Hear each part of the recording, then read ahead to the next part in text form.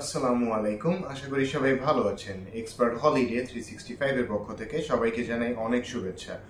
আপনারা যারা আমাদের চ্যানেলটি নিয়মিত ফলো করেন তারা জানেন যে visit visa related file processing এর কাজ আমরা অত্যন্ত যত্ন সহকারে করে থাকি এবং এই রিলেটেড কোনো যদি সমস্যা বা কোনো জিজ্ঞাসা থেকে থাকে তার একটা যথাযথ সলিউশন বা সাজেশন দেওয়ার চেষ্টা করে থাকি। সো আজকের ভিডিওটি মূলত এরকম একটা কারণেই করা। বর্তমান সময়ে আপনারা একটা জিনিস জিজ্ঞেস করেন আমাদেরকে প্রায় ফোন করে যে আমরা স্লোভেনিয়ার জন্য অ্যাপ্লাই করতে যাচ্ছি, সো এক্ষেত্রে আমাদের করণীয় কি বা আমাদের কি কি ডকুমেন্টস এর প্রয়োজন, এইসব বিষয়ে টুকিটাকি প্রশ্ন আপনারা করে থাকেন। সো এর প্রেক্ষিতেই আজকের ভিডিওটি করা। সো প্রথমেই একটা জিনিস বলে নিই, স্লোভেনিয়া হচ্ছে সেনজেনভুক্ত একটা কান্ট্রি। সো আপনারা যারা স্লোভেনিয়া যেতে চান, সো আপনার স্লোভেনিয়ার ভিসা যদি নিশ্চিত হয় আপনি কিন্তু সেনজেনের বাকি 26টা কান্ট্রিতে খুব ইজিলি মুভ করতে পারবেন। সো এই ব্যাপারটা কিন্তু খুব আপনার মাথায় রাখতে হবে। সো স্লোভেনিয়ার ভিসা কিন্তু শুধু একটা দেশের ভিসা না, বলতে পারেন আপনি 27টা দেশের ভিসা, কজ একটা ভিসা দিয়ে আপনি বাকি 26টা কান্ট্রি খুব ইজিলি ঘুরতে পারবেন উইদাউট কোনো ভিসা ছাড়া।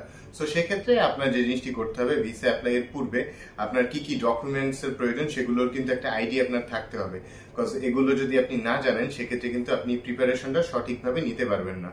সো ফার্স্ট অফ অল আপনার যে জিনিসটি প্রয়োজন সেটি কিন্তু অবশ্যই আপনার একটা সর্বনিম্ন 6 মাস মেয়াদে একটা পাসপোর্ট কিন্তু অবশ্যই থাকতে হবে। সো পাসপোর্ট অবশ্যই যেন মেয়াদ বেশি থাকে সেটাই দেখবেন, কজ পাসপোর্টের যতদিন মেয়াদ থাকবে সেটার উপর একটা ভিসা হওয়ার সম্ভাবনা নিশ্চিত করে। আপনার পাসপোর্টে যদি মেয়াদ একদমই কম থাকে সেক্ষেত্রে কিন্তু আপনার পাসপোর্ট দেখে তারা ভিসা নাও দিতে পারে। সো এই ব্যাপারটা আপনাকে মাথায় রাখতে হবে।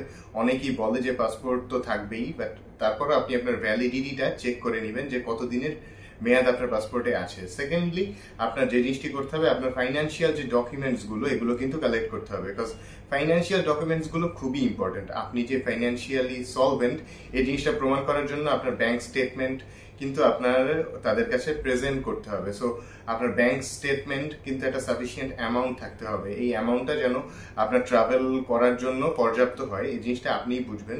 সো আপনি যে পরিমাণ টাকা খরচ করবেন একটা ট্রাভেলের জন্য তার মিনিমাম 3 টাইমস বেশি একটা অ্যামাউন্ট যেন আপনার অ্যাকাউন্টে থাকে, এই জিনিসটা অবশ্যই আপনাকে মাথায় রাখতে হবে। দেন এর পাশাপাশি আপনার অন্যান্য যে ডকুমেন্টস গুলো লাগবে, ধরুন আপনার অ্যাসেট ভ্যালুয়েশন, এটা কিন্তু খুবই ইম্পর্টেন্ট একটা জিনিস। আপনার কি ধরনের সম্পত্তি কতটুকু আছে, কি পরিমাণ আছে, এগুলো কিন্তু একটা টোটাল একটা অ্যাসেট ভ্যালুয়েশনের মাধ্যমে আপনি সেটা প্রেজেন্ট করতে পারেন। দেন যে ব্যাপারটা আসে আপনার আরো যে ডকুমেন্টস গুলো আছে তার মধ্যে আপনার প্রফেশনাল ডকুমেন্টস গুলো কিন্তু খুবই ইম্পর্টেন্ট, বিকজ আপনি কি করছেন দেশে সেটা আপনাকে অবশ্যই তার ভিসা অফিসারকে বুঝাতে হবে আপনার ডকুমেন্টেশনের মাধ্যমে। সো আপনার যে জিনিসটি মাথায় রাখতে হবে সেটা হচ্ছে আপনি জব বা বিজনেস যেটাই করুন না কেন আপনার কিন্তু আপনার প্রফেশন সাপোর্ট করে এমন ডকুমেন্টস গুলো সাবমিট করতে হবে। সেক্ষেত্রে আপনি জব করে থাকলে আপনার NOC, salary certificate, pay slip এগুলো অবশ্যই প্রোভাইড করতে হবে। আর আপনি যদি জব করে থাকেন, বিজনেস করে থাকেন, সেক্ষেত্রে আপনার যে জিনিসটি করতে হবে অবশ্যই আপনার ট্রেড লাইসেন্স প্রোভাইড করতে হবে।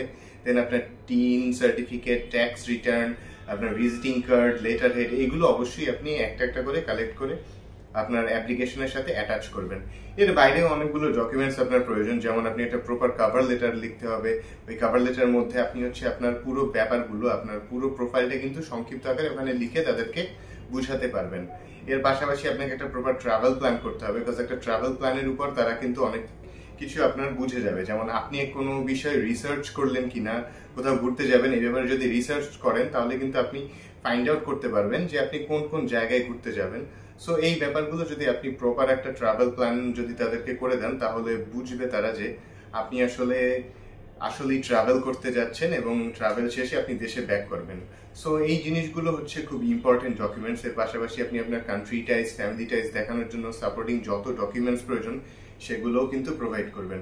সো বেসিক্যালি এই ডকুমেন্টস গুলো যদি আপনি কালেক্ট করে সঠিক ওয়েতে প্রসেস করে সাবমিট করেন তাহলে কিন্তু আপনার ভিসা হয়ে যাওয়ার চান্সেসটা অনেক বেশি থাকে। সো এই ব্যাপারগুলো মাথায় রেখে আপনি আপনার ডকুমেন্টস গুলো কালেক্ট করে দেন আপনি আপনার ভিসা অ্যাপ্লিকেশন সাবমিটের প্রস্তুতি নিতে পারেন। সো আজকের ভিডিওটি মূলত এতটুকুই ছিল। এই আলোচনা থেকে হয়তো আপনারা একটু হলেও বুঝতে পেরেছেন আপনারা স্লোভেনিয়ার জন্য অ্যাপ্লাই করতে আপনার কি কি ডকুমেন্টস গুলো বেসিক্যালি প্রয়োজন। সো আজকের ভিডিও এতটুকুই। স্লোভেনিয়া সম্পর্কিত বা অন্যান্য কোনো দেশের ভিজিট ভিসা সম্পর্কিত যে কোনো তথ্যের জন্য চাইলে ভিজিট করতে পারেন আমাদের অফিস, বা কল বা নক করতে পারেন স্ক্রিনে দেয়া নাম্বারে। সবাইকে অনেক ধন্যবাদ।